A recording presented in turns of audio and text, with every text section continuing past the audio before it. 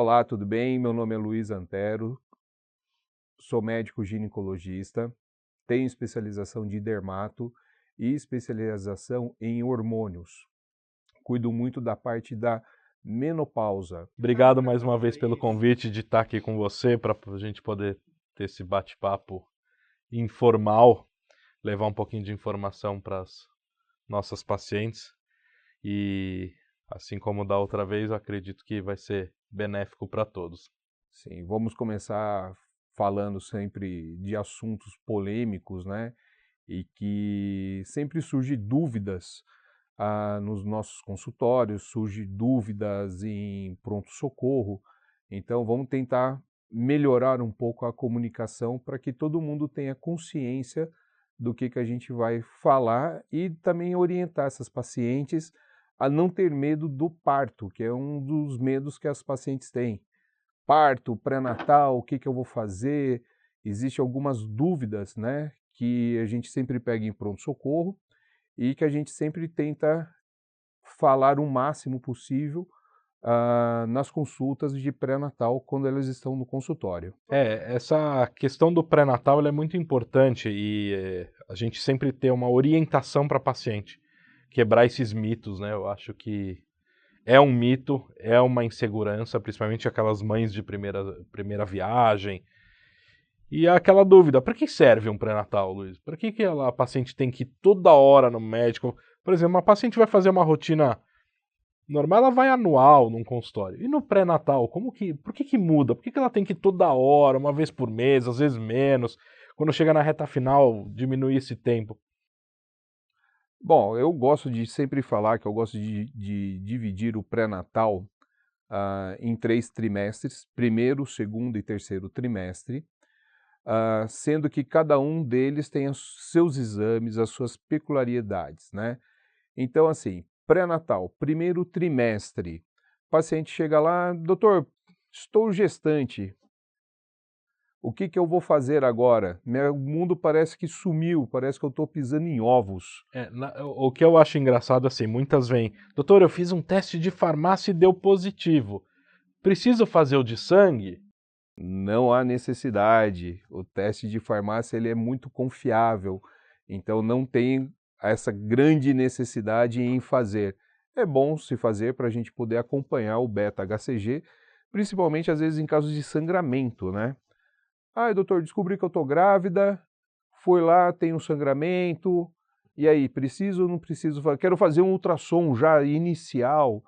Então, assim, é justamente o pré-natal, ele serve justamente para a gente poder orientar e avaliar essa gestação, e não só a gestação, como também a paciente.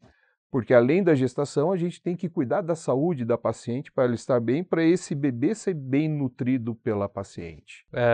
Eu gosto também de fazer um enfoque diferente nas minhas consultas, onde eu falo muito sobre os riscos, né? Uma paciente que tem uma obesidade, ou ela já tem uma diabetes inicial, ou ela já é uma hipertensa, cirurgias anteriores, hipotiroidismo, tudo isso para classificar esse pré-natal entre alto risco, baixo risco, né? E até para a gente já poder otimizar as medicações desde o início. Acho que isso é fundamental para que tenha um desfecho interessante. É fazer o score do pré-natal, né? Conhecer a paciente e ver exatamente qual é a necessidade dela. Vai precisar tomar medicação? Não vai? Então, por isso é importante o início do pré-natal a gente solicitar aqueles exames que a gente sempre pede. Fala, mas doutor, é muito exames. Sim, mas a gente tem que avaliar exatamente, globalmente, como que essa paciente ela está. Se essa paciente ela tem um diabetes, se ela tem uma hipertensão, muitas pacientes, às vezes ela é hipertensa e não sabe, e aí chega no consultório na primeira consulta, muitas vezes lá com 6, 7 semanas, você vai medir a pressão dela e ela tem uma pressão alta. Essa pressão alta não é da gestação. Não, ela já vinha antes. Ela já vem, ela só não tinha ainda o diagnóstico de pressão alta. Então, assim, por isso é muito importante esse início do pré-natal e a gente sempre começar esse início com bastante exames e bastante clareza sobre o que vai ocorrer nos próximos meses. Falando assim logo dos sintomas, né, quando ela já chega nessa primeira consulta, às vezes ela já tem até os sintomas iniciais de gestação. Alterações no corpo, Que o são as, famoso enjoo. O que você gosta de fazer, doutor Luiz? Enjoo. que são aquelas alterações fisiológicas da gestação, que muda totalmente a fisiologia do funcionamento do organismo. Isso causado por várias questões hormonais, hormônios que sobem, hormônios que descem. Então, assim, um dos hormônios que sobe é a progesterona. E essa progesterona, ela causa náuseas. Só que eu não posso tirar a progesterona dela. Se eu tirar a progesterona dela, provavelmente ela vai entrar em aborto. E o próprio HCG, né? E o Sobe e é um próprio dos HCG. causadores também. Então, assim, geralmente, tudo isso é explicado na primeira consulta de pré-natal. Então, a primeira consulta de pré-natal, ela é sempre uma consulta mais demorada, é uma consulta mais lenta, onde que você explica várias coisas para a paciente e sempre tentando tranquilizá-la. E eu tenho uma dúvida sempre das minhas pacientes no início, que é assim, doutor, e sobre a via de parto, logo no início? Como que você aborda isso com elas? A via de parto, Fábio, o que eu gosto de falar? Quem vai decidir a via de parto sempre é a paciente. Eu vou ser um mero executor do que ela for querer fazer. Oriento, sim, que o parto vaginal ele é o parto mais fisiológico, é o que Deus fez para você poder nascer. Então, a via de parto, eu sempre vou falar sobre o parto vaginal. Dentro do parto vaginal, você pode ter o parto natural, que é quando a mulher entra em trabalho de parto. Ah, doutor, eu tenho medo da dor. E dor hoje, ela é muito relativa. Existe dor, sim, dói um pouco, mas hoje, a maioria dos hospitais, nós temos Hospitais de ponta anestesia, temos. temos analgesia de parto.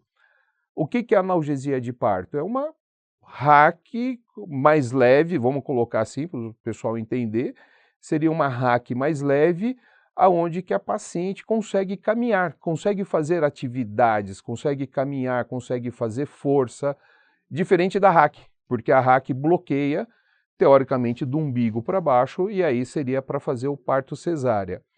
Só para terminar, e quando a gente comenta sobre via de parto, tem pacientes que já chegam e falam, doutor, eu tenho medo do parto normal e eu quero parto cesárea. E eu vou sempre decidir o que a paciente quer, sempre orientando o mais fisiológico, porém, se ela quiser fazer uma cesárea, a gente vai realizar a cesárea.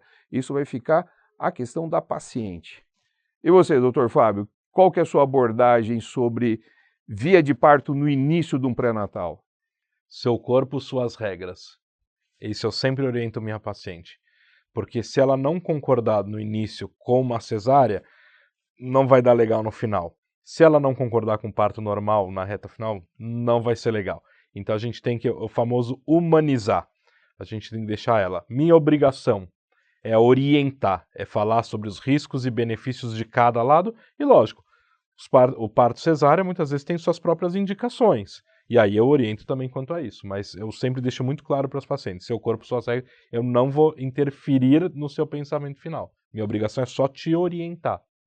Fazer sempre essa orientação inicial para a gente, eu sempre brinco, né? Eu falo, ó, você vai fazer o que você quiser, a única coisa não vou deixar você enlouquecer, porque é difícil, é uma decisão difícil da paciente tomar, principalmente as primigestas, né? As primeiras gestações. Então, assim, eu acho que a função nossa como médico é sempre orientar muito a paciente e deixar ela sempre bem clara do que vai acontecer. Já teve paciente que no meio do caminho, doutor, eu vou para parto normal e ela queria cesárea. Como também já teve pessoas que queria parto normal e aí virou e falou, doutor, eu quero parto cesárea. Então, assim, existe todos esses lados, mas sempre eu acho que o médico tem que orientar muito a paciente para ela não ter dúvidas sobre o que vai acontecer com o corpo dela. Luiz, a gente tem, lógico, a gente estava falando sobre os exames de primeiro trimestre, né? Que é muito exame. Segundo trimestre, o paciente vem, requer também novos exames de sangue, ultrassom. Tem algum exame específico que você gosta? alguma suplementação diferente que você gosta de fazer nas pacientes? Suplementação, eu digo vitaminas, algum hormônio, alguma coisa diferente? Sempre as suplementações, eu sempre inicio logo no primeiros exames do pré-natal, no primeiro trimestre. O que eu vejo muito? Muita falta de vitamina B, muita falta de vitamina D. Sempre deixo um polivitamínico como um carro-chefe. Em cima desse polivitamínico, ela vai tomar durante a gestação inteira. E aí eu vou fazendo as complementações, às vezes com ferro, às vezes com a vitamina D, às vezes com vitamina B, zinco. Então, assim, não são só essas vitaminas. Então, tem que olhar no geral o que está acontecendo. E Vai. E você gosta de fazer, além da suplementação via oral, você costuma indicar às vezes a fazer intravenoso, intramuscular, até porque você é um especialista nisso, você faz bastante isso com as suas pacientes ginecológicas. Você costuma fazer isso com as grávidas também? Gosto de fazer muitas complementações endovenosas ou complementações intramusculares e a resposta é muito bom. E foi até bom se abordar isso, porque assim, paciente bariátrica é muito difícil da gente conseguir fazer a suplementação dessas pacientes. Então, essas pacientes, uma via de entrada de minerais, enfim, de vitaminas, é a via endovenosa ou a via intramuscular. Pílulas e cápsulas e comprimidos, isso é mais difícil para ter uma absorção, justamente porque ela tem uma bariátrica, então acaba diminuindo a absorção. Uma outra coisa que também a gestante que tem bariátrica, consegue, mas não são todas as vitaminas, é fazer em gotas. Isso funciona bastante também para as pacientes bariátricas. Então, assim, via de administração, se der via oral, caso contrário, a gente pensa em outro tipo de via. Qual via? Endovenosa, intramuscular, tem pessoas que não gostam da via intramuscular e aí acaba fazendo endovenoso, mas sempre fazer uma boa complementação. Em relação a exames, né, do segundo trimestre, eu gosto de pedir, a gente sempre pede o ultrassom morfológico de segundo trimestre, eu sei que esperando, doutor, e aí eu vou fazer o ultrassom de segundo trimestre? Vai fazer. Faz parte do protocolo, né, do Ministério da Saúde, e também entrou agora o ecocardiograma, também você faz no segundo trimestre, e também aquele terrível exame, teste de tolerância à glicose. A famosa Sprite sem gelo, mas agora os lugares estão fazendo Estão geladinho. fazendo gelado, já está mais gostosinho. Mas também é para quê? Se a pessoa já não tem o diabetes, para a gente poder descobrir o diabetes, e assim, é o que eu falo, a gente precisa tentar deixar essa paciente o mais confortável possível para poder orientar ela o melhor possível. É bom você ter tocado nesse exame, o teste de tolerância à glicose, porque muitas pacientes minhas me perguntam sobre, doutor, mas eu preciso fazer? Então eu sempre oriento, se você já foi diagnosticado desde o primeiro trimestre ou antes, você é uma diabetes, já tem uma diabetes tipo 1, ou a gente descobriu agora logo no primeiro trimestre uma diabetes, não há necessidade de pedir esse exame. Não precisa fazer esse exame. A gente já diagnosticou, ele serve para diagnóstico. Então eu te sigo de diabética do início até o final, eu não preciso mais um exame para comprovar. Lógico que eu monitoro essa glicemia dela em jejum, eu faço às vezes uma hemoglobina glicada, eu acho importante, mas eu não faço o teste de tolerância à glicose se ela já tem esse diagnóstico de diabetes. Até mesmo porque vai ser uma redundância, né? Eu tenho diabetes, eu vou fazer teste de tolerância da glicose para saber o quê? Se você é diabético ou não. Se você já é diabético, eu não tenho por que fazer, né? Então, tem que tomar cuidado também para não ficar pedindo exames, às vezes, desnecessários, né? Uma das queixas que eu tenho muito é prisão de ventre, Dr. Luiz. Pacientes primeiro, segundo, terceiro trimestre, não tem jeito. Todas acabam, num momento ou outro, acabam relatando isso para mim. Você tem alguma coisa que você costuma fazer sobre alimentação, sobre medicação? O que... Prisão de ventre, o intestino lentificado, né? Então, assim, essas pacientes, quando a mulher ela já tem uma diminuição mesmo, Uma outra coisa que acontece que já diminui esse trânsito intestinal é que não é uma mulher, não é a gestante, são todas as mulheres. Parece que elas brigam com a água, elas não gostam de tomar água. Eu acho que eu cheguei numa conclusão que tomar água e ir no banheiro não dá certo com mulher. Então elas não gostam de tomar água para não ir ao banheiro. Mas, infelizmente, tem que se tomar bastante água, né? E essa questão de você tomar água ajuda no trânsito intestinal. Alimentação. O que a gente fala sobre alimentação? Sempre uma alimentação rica em fibras, você tem um intestino melhor. Passando aí por uma parte um pouquinho mais medicamentosa, eu gosto muito de passar o ômega 3. O ômega 3 ele funciona bem, ele forma uma barreira no intestino, você absorve menos toxinas, você começa a funcionar melhor esse intestino. Então, assim, existem algumas coisas que você faz justamente para poder melhorar. Agora, se a pessoa não tem mesmo a evacuação, aí tem que entrar com uma outra parte mais medicamentosa mesmo.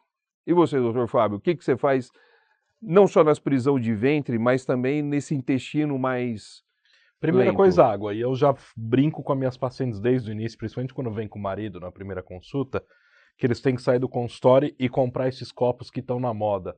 Stanley. Eu não ia falar o nome da marca. Comprar o copo. Por quê? Água gelada. Porque no início da gestação, uma das coisas que a gente tinha falado antes de náusea, vômito, água gelada com limão. É batata para minhas pacientes. Eu dou para todas e mando tomar muita água. Tirar um pouquinho da alimentação quente, pesada, porque isso faz ela ter mais sintomas. E manter essa água até o final. Lógico, fibras, eu oriento muito a alimentação rica em fibras. Saladas em geral, porque é rico em fibra, grãos, tá? Ajuda bastante. E no último caso, sim, entrar com laxante, ou mesmo você já compra aquelas fibras de laboratório meio prontinhas que ajudam bastante. Até mesmo usos de probióticos, Probiótico, né? Probiótico é muito razão. bom, ele ajuda a funcionar muito bem o intestino, apesar que ainda no Brasil o valor é um pouquinho mais alto, mas os probióticos funcionam muito bem, ele ajuda a manter essa saúde do intestino funcionando bem. E até ajuda a evitar muitas infecções. Sim. Né? As vaginites, as vaginoses de gestantes, né? Falando em vaginose, uma queixa que eu tenho muito, doutor, eu não tinha corrimento quando eu não estava grávida, e agora que eu estou grávida, eu tenho corrimento branco, esbranquiçado, numa quantidade aumentada, porém eu não tenho coceira, não tem cheiro, mas no final do dia eu estou sempre com a calcinha muito úmida, uma calcinha sempre muito molhada, sempre esse corrimento, é uma candidíase, não é candidíase. O que você faz com esse tipo de corrimento? A primeira palavra que eu uso para minhas pacientes é comum. Eu não uso a palavra normal em nenhum momento do meu pré-natal. Eu digo que é comum. Então, realmente, como você mencionou, não tem cheiro, não está causando nenhum desconforto, tipo coceira, ardência, inchaço, não tem odor, nada. Eu oriento ela que é comum. Apenas fazer a troca e higienização normal, tá? A não ser que ela realmente mencione uma coisa, aí sim, aí eu tenho que entrar com alguma pomada ginecológica, oriento de repente um banho de assento com alguma medicação diferente. Então, basicamente, se a paciente não tem queixa, a única queixa é o corrimento, não se faz nada. Avalio, examino, mas... Vamos continuar com o corrimento, porque é fisiológico, é da própria gestação esse corrimento. Doutor Fábio, chegamos no terceiro trimestre de gestação. Já se passou tantas alterações, né? No início, vômitos. No segundo trimestre, a mulher fala que ela não está sentindo nada, que está tudo bem. É quando ela viaja, né? O quando segundo trimestre, quando ela viaja fazer o enxoval. E aí agora chegamos no terceiro trimestre. E aí agora, terceiro trimestre, começa a voltar algumas coisas. Contrações de treinamento, queimação, a famosa prisão de ventre, inchaço nas pernas, episódios de falta de ar, os medos, inseguranças, ir ou não ir no pronto-socorro. né? Que exames que eu tenho que fazer? Eu acredito que o terceiro trimestre, ele chega também junto com uma certa ansiedade, principalmente nas primigestas. Essa ansiedade, ela causa na paciente uma certa insegurança, porque assim, daqui a pouco o bebê está aí. Doutor do céu, eu não tô com o meu enxoval pronto, o quarto do bebê não está pronto, e aí chega no consultório chorando e falando que está com falta de ar, que está com os pés inchados e que não consegue ir trabalhar.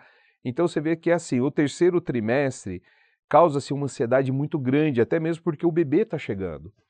Então, assim, está dentro, né, de fases comuns acontecer, né, as alterações, uma queimação na hora que vai se alimentar, o útero está muito grande, o estômago Comprime as já está estruturas, dá. mais deitado, né, então a digestão começa a ficar mais difícil, começa a ter refluxo. Ai, doutor, comi ontem um macarrão, deitei e aí começou a dar refluxo. Então tem alguns alimentos que ela começa a perceber que dá um pouco mais de refluxo, começa a ter dor em costela, porque o bebê dá aquela chutadinha. Então, assim, os sintomas do terceiro trimestre, eu acho que são mais ansiedades, tem as partes fisiológicas, mas a ansiedade eu ainda acho que supera todos os sintomas, né? Justamente aquele medo, daqui a pouco o bebê tá aí, e o que eu vou fazer, né? A E primeira aí? coisa que eu mando é deixar a malinha do nenê e dela sempre pronta. Deixa Isso dentro do acho, porta-mala do carro? ou na porta de casa, porque a gente nunca sabe. Eu oriento minhas pacientes, se eu soubesse a hora que seu nenê vai nascer, eu não precisaria nem dar plantão na minha vida. Eu ia com o reloginho marcado, correndo para fazer. Em teoria, então a gente nunca sabe se ela pode entrar em trabalho de parto, se pode romper a bolsa, se ela pode ter um sangramento terceiro trimestre. Então eu sempre falo, é o momento de deixar tudo prontinho, né? Ter uma boa estrutura familiar para te ajudar, isso eu acho que é muito válido. Marido colaborativo, ou a cunhada, ou a mãe, a tia, alguém tem que tem que dar uma ajuda, né, nos dias modernos. E alimentação, você falou do macarrão. Eu, desde o início, eu sempre priorizo muito essa alimentação mais leve, porque ainda nessa reta final que ela tem esse maior refluxo, primeiro, travesseirinho atrás da cama, melhora a posição. Alimentação pesada à noite antes de dormir, jamais. Jamais eu deixo ela fazer, eu tento orientar que ela não faça. Sempre comer mais cedo para poder Exato, ter ter essa essa digestão. para na hora que ela for dormir não ter tanta. Lembrando que açúcares, né, açúcares, glúten, essas coisas geralmente causam um pouco mais de refluxo, Sim. por isso que eu dei o exemplo do macarrão. Mas assim, tem sempre manter uma alimentação saudável, muita salada, muitos legumes, a chance de você ter refluxo, essas coisas acaba diminuindo, até mesmo melhora a digestão, né? E beber água, não tem por onde a gente fugir se não beber água. Vamos lá, doutor Fábio, nasceu o bebê, já foi o parto, parto normal ou parto cesárea? Voltamos a dizer aqui, nós vamos orientar, porém quem vai decidir vai ser a paciente. Doutor, fiz parto cesárea. E agora, o que eu vou fazer? Porque o maior medo é, fiz o parto cesárea, tenho que ficar deitada, como que é a minha recuperação? Uso cinta, não uso cinta? Agora tem o taping também, Tem o taping. E aí, como que a gente consegue abordar essa paciente no puerpério, que é o logo pós o parto? Primeira coisa, muita hidratação. Manter a hidratação do início ao final, desde o início da gestação, enquanto você estiver amamentando, esse período é importante a hidratação. Se antes ela já tinha uma perda líquida normal, fisiológica dela, agora ela está aumentando essa perda em virtude do parto, em virtude do puerpério. Então eu oriento manter a amamentação. 2, caminhar, fundamental, independente da via do parto, porque aumenta-se o risco de trombose no pós-parto. Então eu oriento caminhar, melhorar a circulação e outra, melhora o trânsito intestinal. Ela caminhar vai fazer o intestino dela funcionar melhor. Então são medidas básicas. E outro, aleitamento. São meus 3 pilares no pós-parto. aleitamento exclusivo, de preferência, hidratação e caminhada. O resto, sobre higienização, se for os pontos normais, se teve cortezinho lá embaixo no momento do parto, é higienização. Para os pontos, né, quando é um parto cesárea, para os pontos, também higienização, hidratar bastante, beber bastante água, né? Existe a quantidade correta fisiológica de você beber água, que é por quilo de peso. Tomar cuidado com alguns tipos de alimento, porque você teve o bebê. E uma coisa que todo mundo fala, amamentar emagrece? Não, não emagrece. O que você não vai fazer um regime numa amamentação, mas o amamentar não emagrece. Mas se você comer saudável, seu intestino vai funcionar melhor, beber água, você vai ter tudo funcionando melhor, a fisiologia vai ser melhor. Se hidratando bastante, você tem mais leite. E como que eu faço para ter mais leite? Quanto mais você amamenta, mais líquido você bebe, teoricamente você tem mais leite. Tem pessoas que têm, sim, uma certa dificuldade, graças a Deus, poucas, porém, a hidratação e quanto mais amamentar, mais leite. Caminhada, vai funcionar o intestino, vai ajudar a recuperar o peso que estava antes da gestação. Durante a gestação, né? Quando acaba a gestação, a mulher ela tem mesmo uma retenção hídrica, e para você perder essa retenção, fazer essas caminhadas, comer de forma saudável, hidratação. Então, assim, é uma coisa que a gente sempre vai ficar falando, hidrata, come saudável. Então, ter uma vida saudável ajuda muito no puerpério, em questões de dores, na recuperação da cirurgia. Dr. Luiz, uma coisa que me chama muito a atenção no pré-natal e que eu vejo que tem aumentado muito são as gestações de alto risco. Entre elas, uma das patologias que mais vem acometendo é a pressão alta na gestação, a pré-eclâmpsia. Como que você faz esse manejo, exames? Como que você aborda isso? Bom, doutor Fábio, a gente precisa primeiro definir o que é pré-eclâmpsia e o que é pressão alta. Porque a paciente ela pode chegar já no seu consultório, no início de uma gestação, já com uma pressão alterada. Essa paciente ela já tem pressão alta.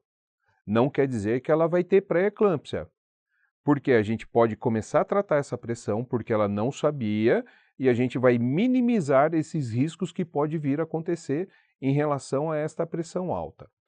A pré-eclâmpsia, ela geralmente se dá naquela paciente que não tem pressão alta. Quando chega por volta de 20 semanas, você começa a ter algumas alterações fisiológicas, de enzimas hepáticas e alteração da pressão, que aí é geralmente onde que a gente começa a descobrir.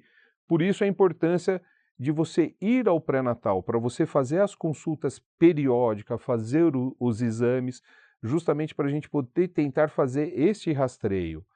Nesse rastreio, a gente sempre vai pedir exames relacionados a fígado, relacionado a rim, agora tem as novidades dos biomarcadores.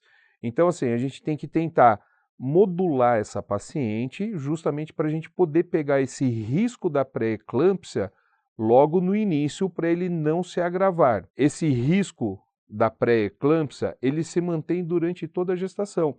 Então, assim, deu 20 semanas, passou 20 semanas, essa mulher não tem mais pré-eclâmpsia? Não, ela pode ter pré-eclâmpsia em qualquer fase da gestação e após a gestação. Esse ano, eu tive já 2 pacientes que teve pressão alta após a gestação, onde que elas internaram, ficaram em observação durante 48 horas, estavam regularizadas, saíram, passaram com o cardio. Após 2 meses do parto, as pressões estavam todas regularizadas, sem uso medicamentoso.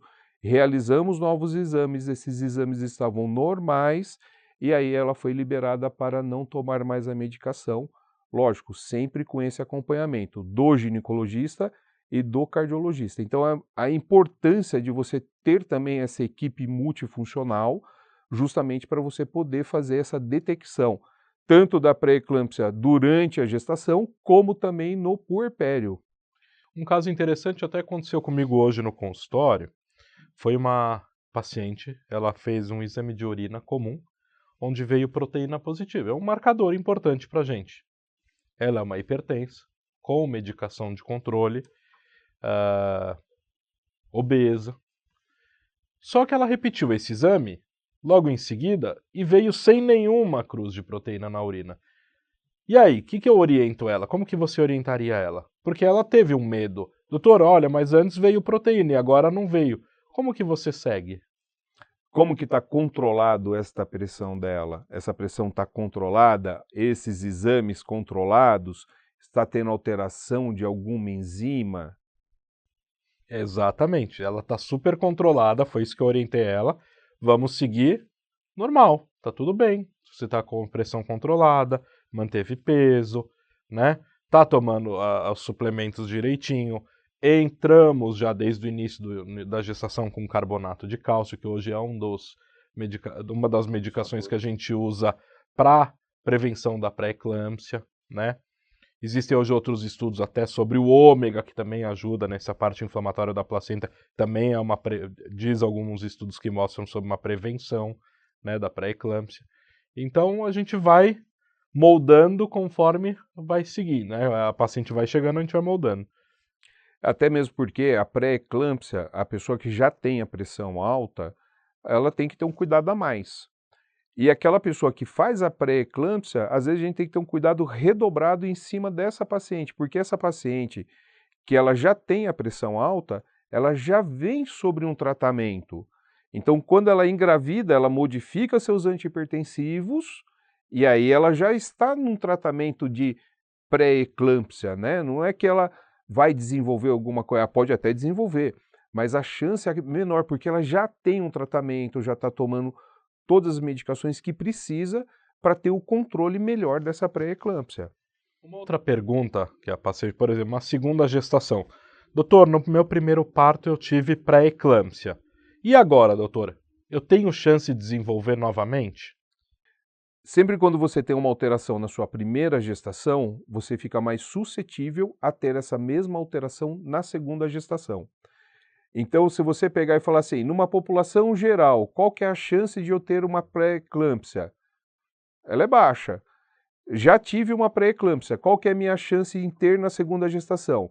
Ela é mais alta do que numa população em geral. Então, tem sim esses índices que aumenta o risco por você já ter tido um tipo de doença. Isso serve tanto na pré-eclâmpsia quanto no diabetes gestacional. Então, isso você aumenta sim o seu risco. Não quer dizer que você teve, obrigatoriamente você vai ter na outra gestação. Como que você orienta as pacientes? Do mesmo modo, eu sempre digo que normalmente uma patologia ela nunca vem sozinha, ela sempre vem acompanhada com mais alguma, né? Então normalmente ela está associada a uma obesidade, ou ela está associada a uma diabetes, ou com hipotireoidismo. Então esses são meus cuidados sempre, de primeiro, segundo e terceiro trimestre de gestação, e lógico, como você falou de um caso de pacientes adultos, do pós-parto, né? O manejo adequado, o manejo certo das medicações. Doutor Fábio, uma pergunta que elas também ficam com muita dúvida. Eu tenho pressão alta, eu tenho pré-eclâmpsia. Eu posso fazer parto normal? Eu tenho que antecipar o meu parto?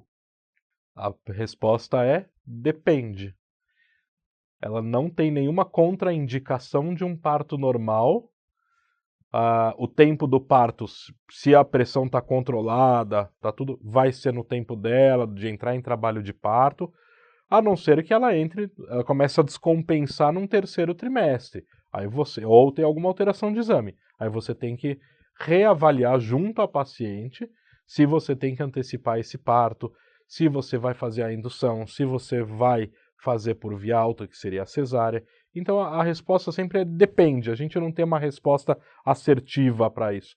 Vai depender de como vai andar. Pressão alta não é igual a parto cesárea. Não é uma indicação. Pressão alta pode ser uma indução de parto para parto vaginal, como também um parto cesárea. Vai depender do que a paciente escolher. Existem alguns poréns, se tiver alteração de exames ou se tiver uma alteração na pressão. Mas se estiver tudo controlado, seguirá para as 39 semanas para parto cesárea e para 41 semanas quando vai querer fazer o parto normal. Então, assim, não tem... e tenho pressão alta, preciso fazer cesárea? Não. Pode ter a indução de parto, desde que você esteja com todos os controles dentro da normalidade. Dr. Fábio, paciente engravidou, muito feliz, fez beta-HCG positivo, chegou no seu consultório, doutor, estou muito preocupada, estou com sangramento vaginal, estou abortando, não estou abortando, como que é a orientação para essas pacientes? Então, a primeira coisa que eu oriento as pacientes é, teve sangramento ou não teve sangramento? Segunda coisa, normalmente faz, como a gente sempre menciona, uma curva do HCG, do beta-HCG quantitativo. A gente orienta que esse beta tem que dobrar a cada 48 horas. Então, para ver que é uma gestação evolutiva, a gente pode fazer essa curva. E lógico, no tempo certo, fazer um ultrassom. Normalmente eu gosto de um ultrassom mais próximo de 7 semanas, para ver o embriãozinho, né? Ver o coraçãozinho batendo. Então, antes disso, eu sempre falo para o paciente, cuidado, porque se você faz um ultrassom muito precoce, você não vai ver nada e você vai se assustar. Então, acho que nesse momento, uma curva de HCG, do beta-HCG quantitativo, vai te guiar muito melhor do que um ultrassom que eu não vou conseguir ver nada. Uma coisa que eu sempre oriento as pacientes é justamente isso também. Fazer a curva do beta-HCG quantitativo, para a gente ver se esse beta-HCG está dobrando a cada 48 horas. Porque às vezes você vai pegar uma paciente com 6 semanas de data da última menstruação e no ultrassom eu só vou ver saco gestacional. E aí vai dar mais dúvida. E aí eu abortei e não abortei, mas eu tenho saco gestacional. Então o ultrassom eu também acabo preferindo fazer ele um pouquinho mais tarde. Entre 7 e 8 semanas, que aí você vai ver o embrião, você vai ver o batimento. Porém, uma paciente engravidou, apresentou sangramento vaginal. Infelizmente, essas pacientes ela têm uma chance de aborto entre 20 a 30% por causa desse sangramento. Depende também como que está formando esse saco gestacional. Então, assim, um sangramento sempre no início, no primeiro trimestre que a gente fala, né? Ele é um sangramento que a gente sempre se preocupa um pouco a mais em relação a abortamento. O que você fala sobre sangramento vaginal? Primeiro trimestre. Ultrassom, dependendo da idade, e a curva do HCG, para ver se ela tem esse evolução do HCG ou não. Ou se ele estiver estável, ou se ele está caindo, realmente eu vou falar para a paciente que ela tem uma gravidez não evolutiva. Doutor, meu beta-HCG dobrou, esperado nessas 48 horas, mas no ultrassom a gente ainda não viu nada. Ótimo, vamos repetir esse HCG mais para frente, em uma semana, 10 dias, e a gente vai acompanhando. Em caso de sangramento, a gente repete novamente a curva do HCG. Doutor Fábio, paciente obesa, querendo fazer bariátrica e querendo engravidar, ou querendo fazer a sua proteção mesmo de não gravidez, o que você fala sobre essas pacientes com obesidade e que estão pensando em fazer uma bariátrica? Voltando um pouquinho, a paciente é obesa, então ela já tem um quadro, às vezes, crônico de infertilidade. Então, quando ela vai procurar uma cirurgia bariátrica, é para resolver, às vezes, até esses problemas da infertilidade, das patologias, pressão alta, diabetes. Então, quando ela chega no meu consultório obesa, com esse planejamento, primeira coisa que eu falo, planejamento familiar, porque não quero, da pós-bariátrica, que você engravide antes de 2 anos. Essa é uma medida normal que a gente costuma orientar. Então, eu oriento. Vamos botar um DIU, vamos botar um Implanon, né? Por quê? Porque eu diminuo o teu sangramento, né? Porque, querendo ou não, ela diminui a absorção alimentar, ela vai começar a ter uma anemia crônica, às vezes. Então, diminuindo o sangramento, eu melhoro essa condição dela. Dou essa contracepção esperada por 2 anos para ela, com esses métodos, né? E por que não fazer via oral?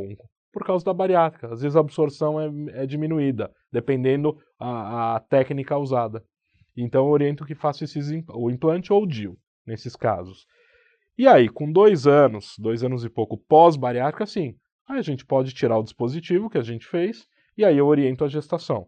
E aí entra naquela eu já considero uma pós-bariátrica uma gravidez de alto risco, justamente por causa dessa baixa absorção de nutrientes, vitaminas, essas coisas. O que eu sempre oriento às pacientes obesas é justamente isso.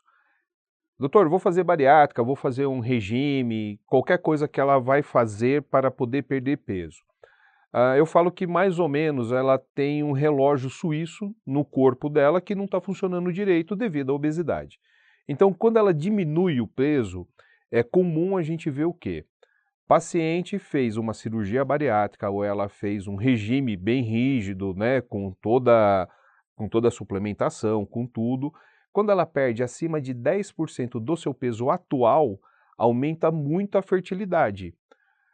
E aí ela tem que se proteger, fazer esse planejamento familiar. Como que ela vai fazer? Ela pode escolher qualquer método. Pode usar DIU, pode usar Implanon, pode usar anticoncepcional. Anticoncepcional via oral para as bariátricas não é muito bom porque você tem menor absorção, mas pode usar anel vaginal. Então, assim, essas pacientes, elas têm que ter a consciência que quando elas estão perdendo peso, elas estão melhorando o funcionamento do organismo e a chance dela engravidar é maior. Lógico, aquela paciente que fez uma bariátrica, ela fez a bariátrica por vários motivos. Pode ser por causa de pressão, por causa de diabetes. Quando ela realiza a bariátrica, ela vai ter essa perda de peso e aí aumenta a fertilidade dela, porque o organismo vai estar funcionando melhor, aonde que ela tem que se cuidar. E por que eu escolho o DIU hormonal? Eu escolho o DIU hormonal para diminuir esse sangramento. Justamente como ela está tendo menos absorção de alimentos, ela pode evoluir para ter uma anemia. Então, é muito importante, às vezes, nessas pacientes, fazer umas reposições intravenosas de ferro. Todos os casos precisa ser avaliado, mas polivitamínicos, fazer tudo EV para ela poder ter essa absorção e ter uma melhor qualidade de vida.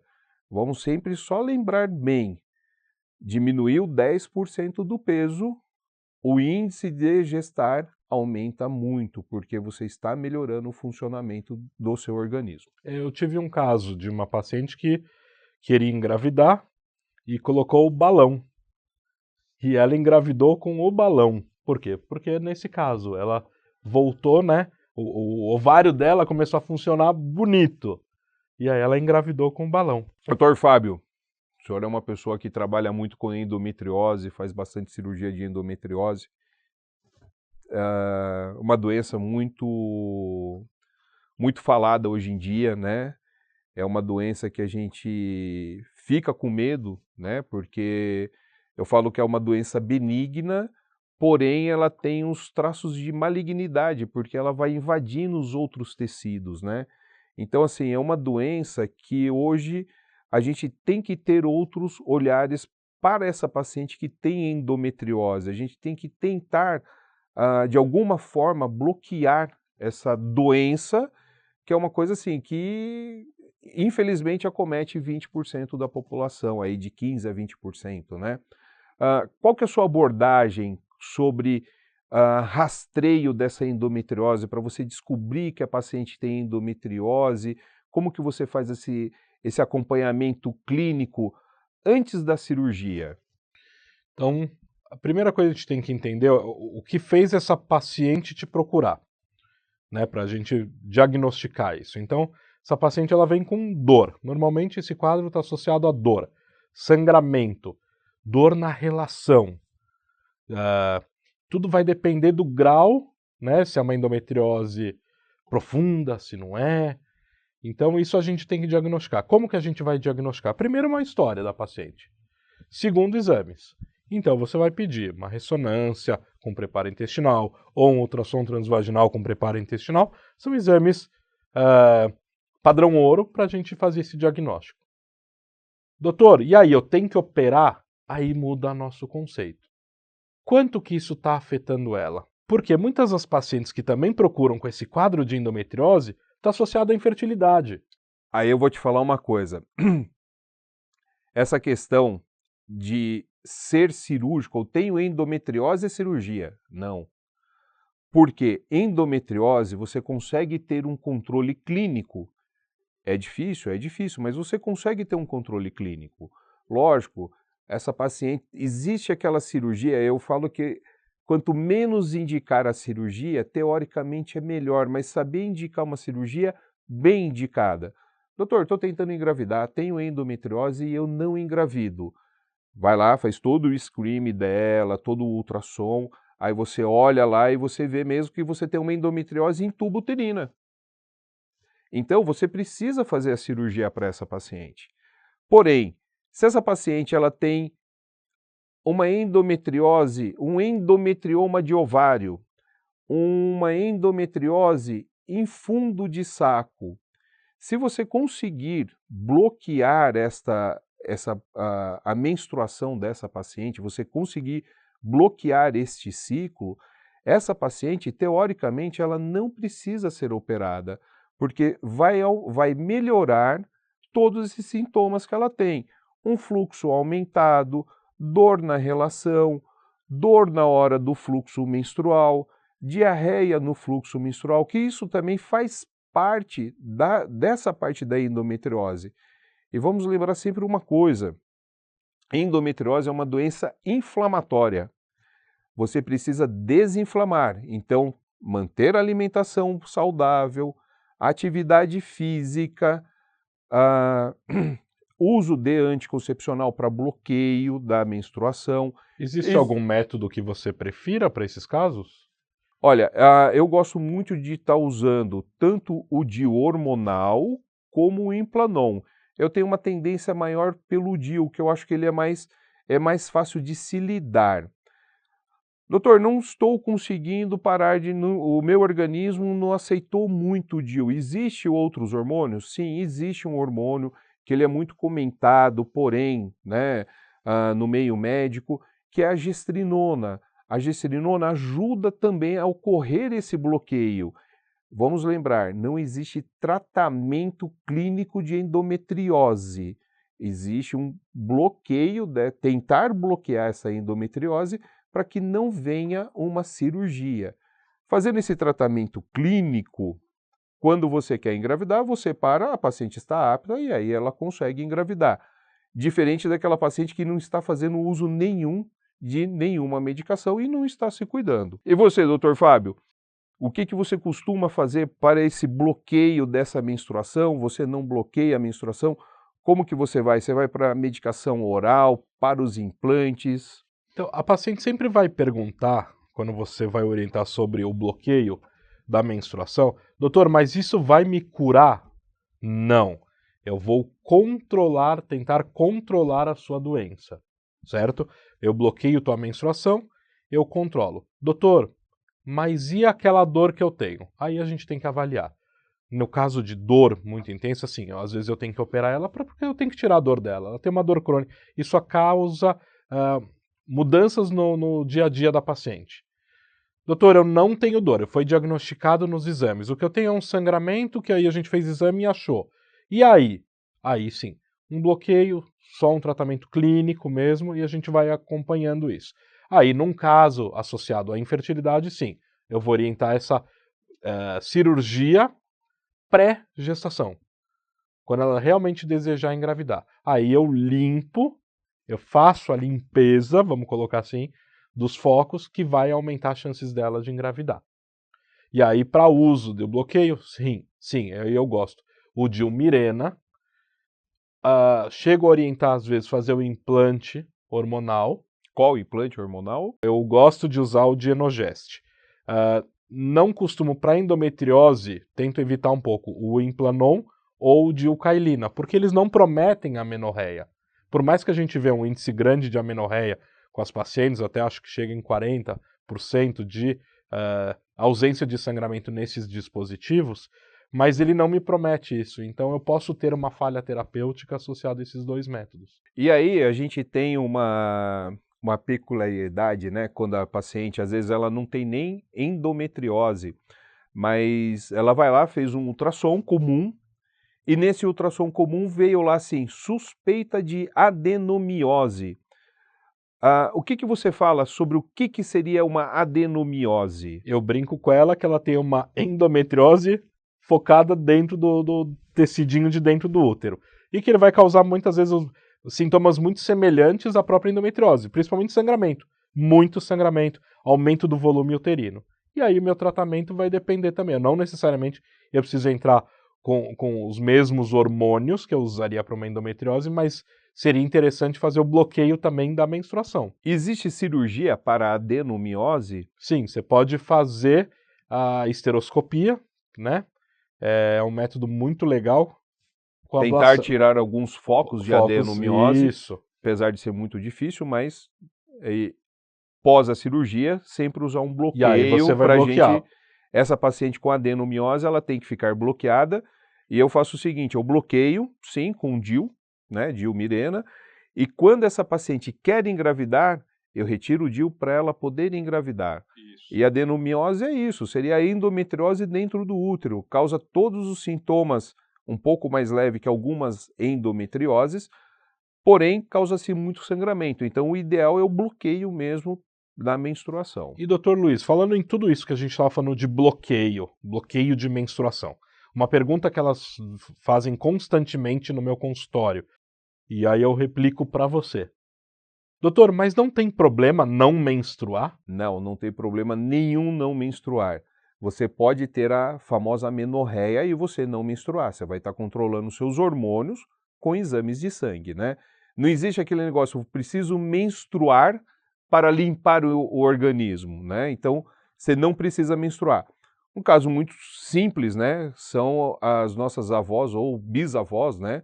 Que tinham 10 filhos, né? Então ela começava a menstruar com 12, 13 anos, casava com 16 anos e aí começava a ter filhos, né? Tinha 10 filhos. Então, durante todo esse período fértil dela, ela teve um filho atrás do outro e menstruou uma ou duas vezes, porque o resto ela estava grávida. Então, a mulher não precisa menstruar. Ela pode sim fazer amenorreia durante toda a sua vida e não ter problema nenhum no útero, não ter problema nenhum, nem não ter miomas, não ter endometriose, como também, mesmo tendo amenorreia, ela pode desenvolver miomas, pode desenvolver endometriose. São casos mais difíceis? Sim, mas tudo pode acontecer. E uma outra pergunta, entrando ainda nessa pauta, que elas costumam... Mas, doutor, se eu ficar usando esses métodos por muito tempo, não vai me causar uma infertilidade? Não, métodos anticoncepcionais não causam infertilidade. O que eu costumo dizer para minhas pacientes é, coloca o DIU, quando você tira o DIU, a chance de uma gestação é mais fácil quando você tira o DIU do que quando você para um anticoncepcional via oral. Porém, o anticoncepcional oral a gente já conhece. A amiga da amiga que trocou o anticoncepcional e engravidou. A amiga da amiga que parou o anticoncepcional e engravidou. Eu vejo isso com o DIU. Quando uso o anticoncepcional, eu vejo que ele demora um pouquinho mais para essa paciente engravidar. Mas sim, acontece, né? A gestação logo após que você para. Então, o anticoncepcional parei o anticoncepcional, você já começa os seus ovários a funcionar. Esse ovário funcionando, você está já se permitindo a gravidez. Eu vejo muito mais a mulher engravidar após a retirada do DIU do que após a parada do anticoncepcional via oral.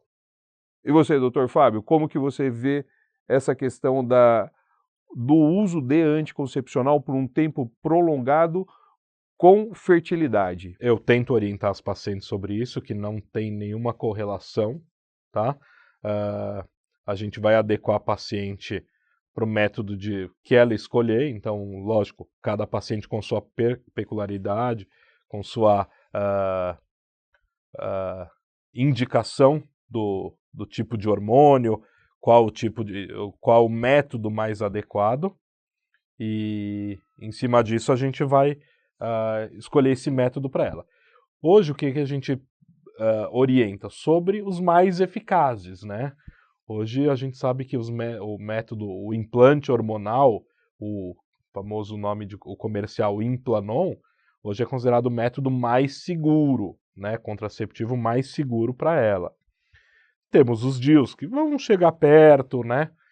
E os contraceptivos orais também, cada um com sua indicação, com regime de pausa, regimes contínuos, tipos de hormônio, hormônio simples ou não, ou combinados. Hoje a gente tem novas gerações de contraceptivos realmente muito seguros, tanto contraceptivos ou para eventos trombóticos também, que te dão chance zero de evento de trombose ou com baixo risco. Então, a medicina ela vem evoluindo muito para essa contracepção da mulher.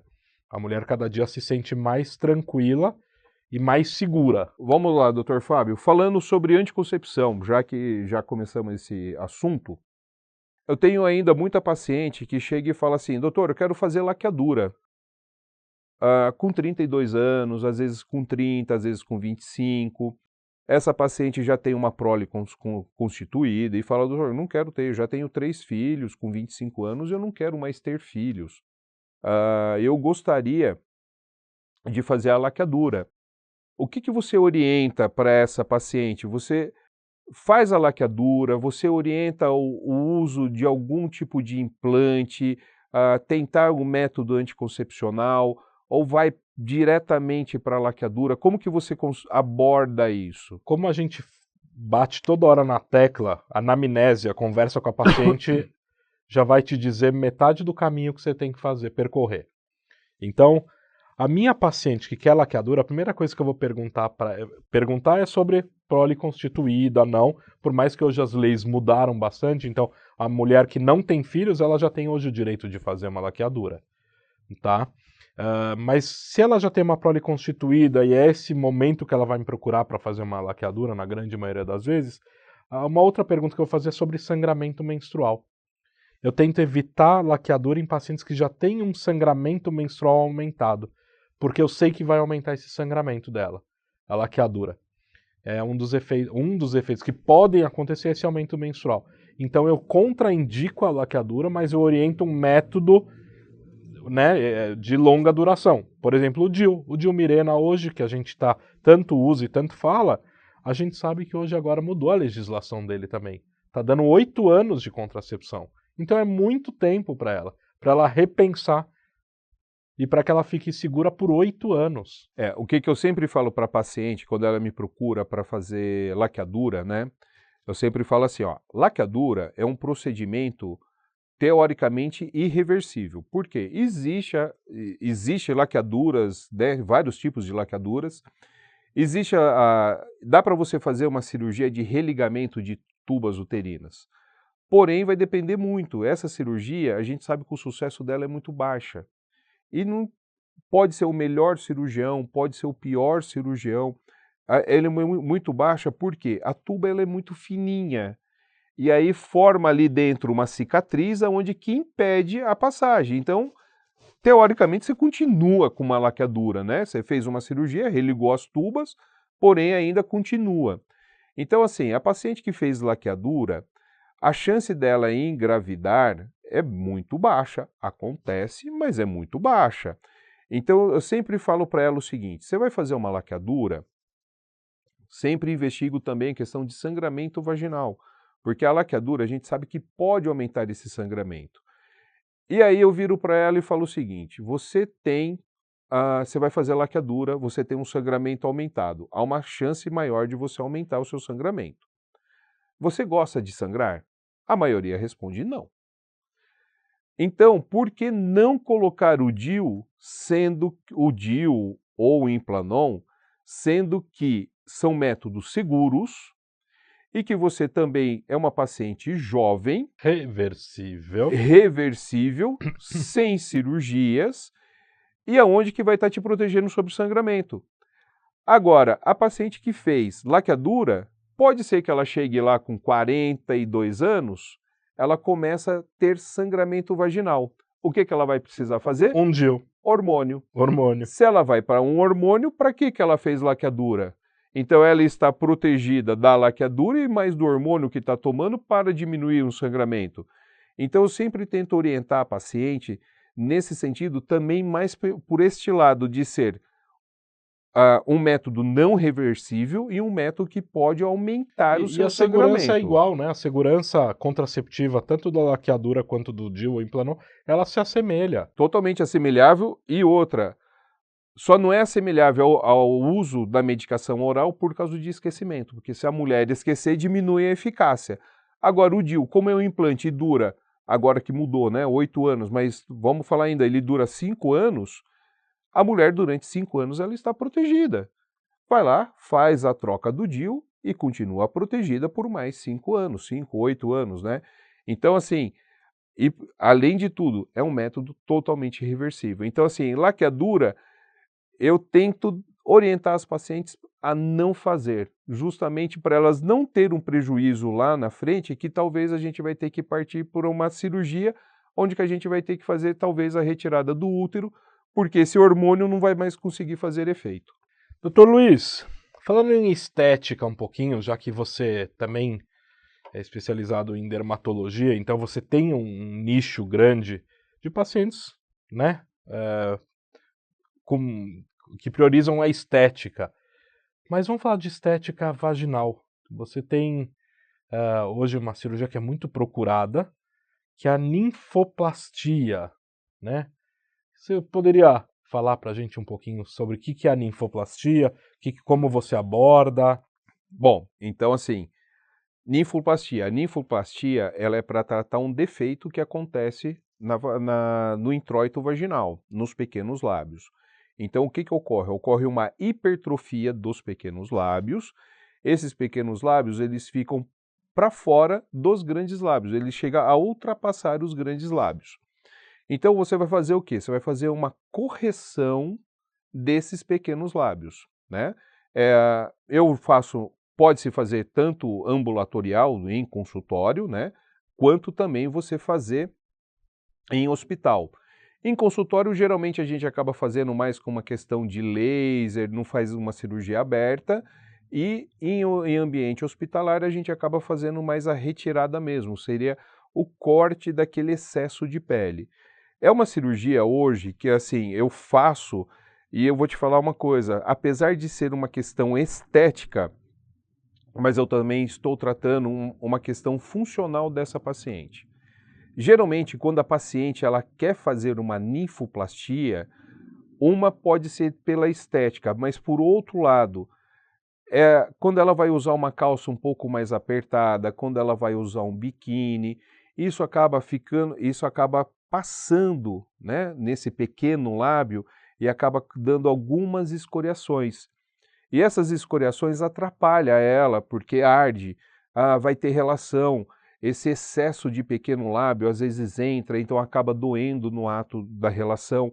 A mulher às vezes tem vergonha de ficar sem roupa perto do companheiro, não tem relação com luz acesa.